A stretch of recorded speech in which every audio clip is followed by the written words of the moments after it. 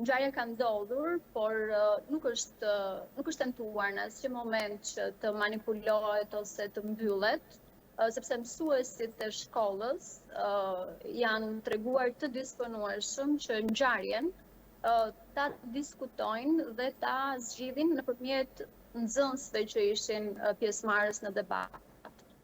Dy adoleshentëve.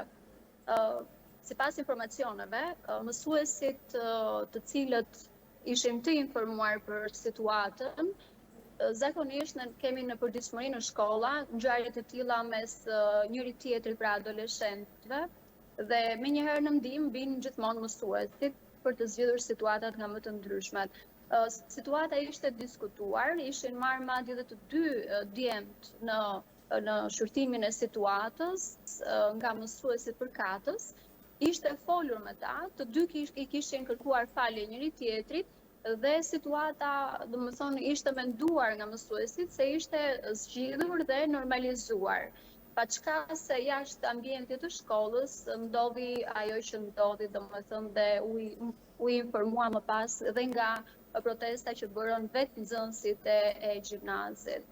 Sipas informacioneve që kam kontaktuar me mësues të gjimnazit, më kanë informuar se në datën 6 mars është mbledh komisioni i etikës dhe më pas i disiplinës dhe kanë përjashtuar, po. Dhe edhe pse ka ndodhur jashtë ambientit të shkollës dhe është marrë vendimi për përjashtimin e nxënësit nga shkolla. Po.